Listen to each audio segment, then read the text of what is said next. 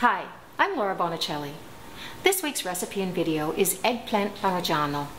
I've made this recipe a lot over the years, and this version is really an amalgamation of all of those efforts. The secret is the eggplant is baked, not fried. That, along with fresh mozzarella and basil, a wonderful tomato sauce, and a little Asiago cheese, perfection. If you'd like to see more of the menu, go to solobybonicelli.com and click on the menu button. Let's get cooking. We're starting with our tomato sauce. This is a great recipe because it not only can serve as a base for other sauces, but it's a standalone sauce. I often double the recipe and freeze half of it to keep it on hand, sort of like having your jarred pasta sauce, except for you made it yourself and it's better. So, to begin with, I've already minced up 3 cloves of garlic. And now the recipe calls for a medium onion. This is a large onion, which is what I could find at the store. So I'm going to just use half of it. So I'll cut that in half. Now we'll do the other half. Just peel it quickly. Again, do your cuts like so. Try to keep it together the best that you can. And you see how I have it on a flat surface? I cut it so it's flat. And then I flip it so I have more flat surface on the cutting board, and then I flip it back. Again, it just makes it so much easier to manage. And I'm going to just take my knife and run it through here just to make sure that I didn't miss any pieces. Okay, I think I got everything the way I want it looking.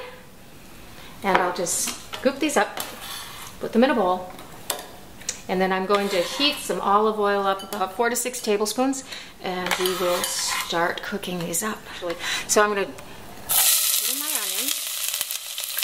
That's hot. Turn that heat down a little bit.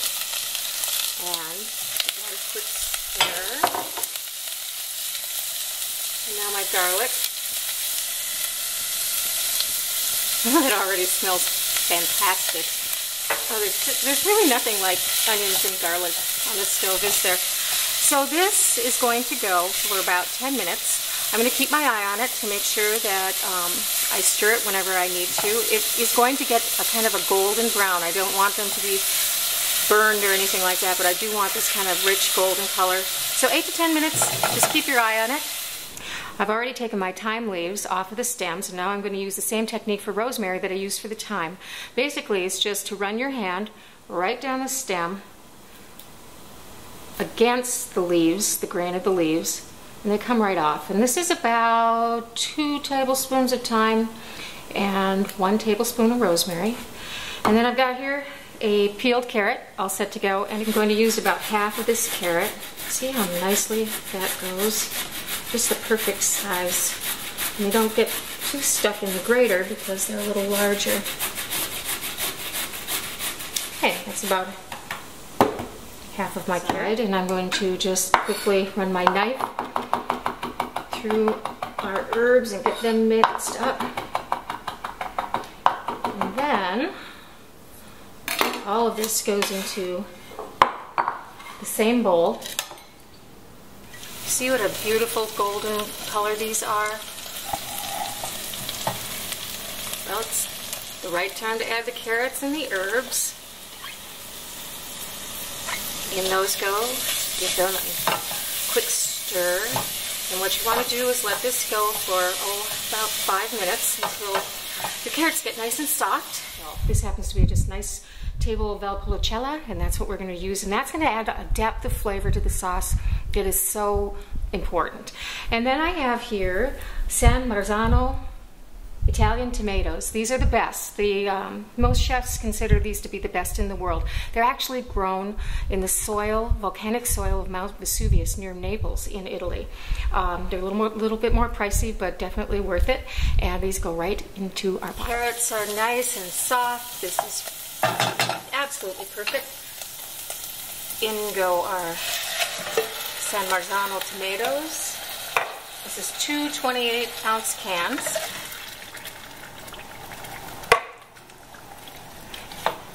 This looks like it has a little bit of basil in it as well. Oftentimes canned tomatoes come with just a little bit of their own seasoning.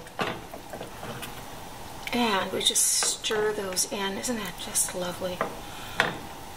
And as I stir this is going to simmer for about 30 minutes, maybe 40 minutes. As I stir it, I'm just going to keep breaking up my tomatoes a little bit. And now about 1/4 cup of wine or so. As I said, the wine adds a depth of flavor.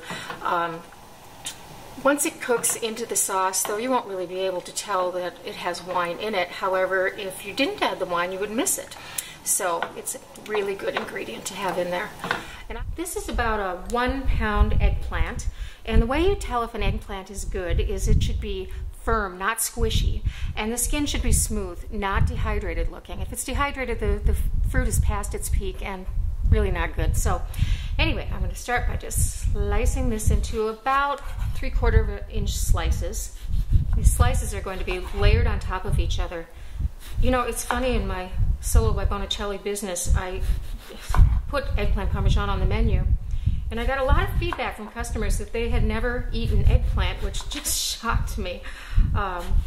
It's so wonderful in things like vegetarian chili or like this.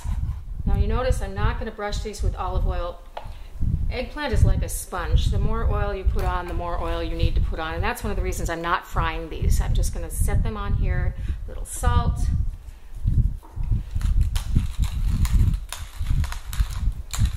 Okay, again, 450-degree oven, about 15 minutes, maybe a little longer. You want them to get really a nice golden brown. And then we'll put the dish together. I've lowered my oven temperature to 350. And I'm cutting up some fresh mozzarella. This is about 1 pound. The way I cut mozzarella is I pop it into the freezer for about 10 minutes. It firms it up nicely and just makes it a little easier to cut. For this eggplant parmesan, we're going to use about 3 cups of that sauce. So into the pan, we're going to put enough sauce to cover the bottom. Oh, it smells absolutely divine. You want to take some of the larger discs. As I said, we're layering this, and put them on the bottom. Like so. And then on top of that, a little more sauce. This little sprinkling of fresh basil on each disc.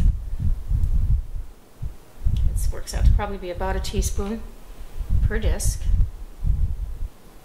Top of that,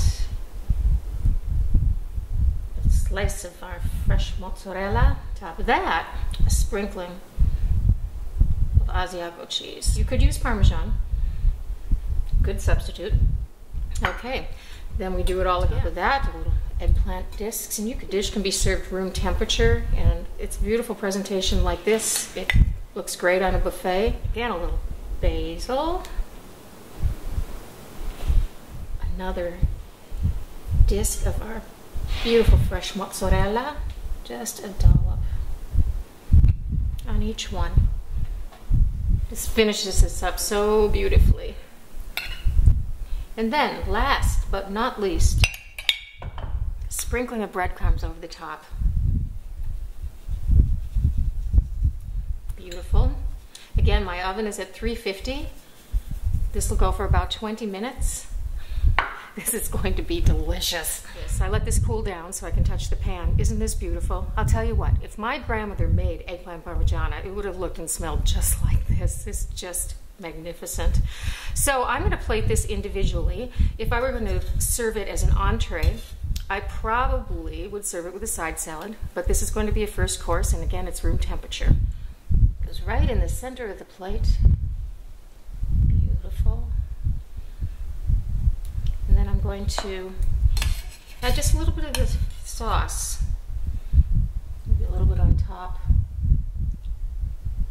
a little on the side. Great. And I'm going to garnish it, actually serve it with a couple of grissini, homemade grissini on the side, and garnish it with a little basil. There it is, eggplant parmigiano. Listen, I hope you make this recipe, and I really hope you enjoyed cooking with me. Buon appetito!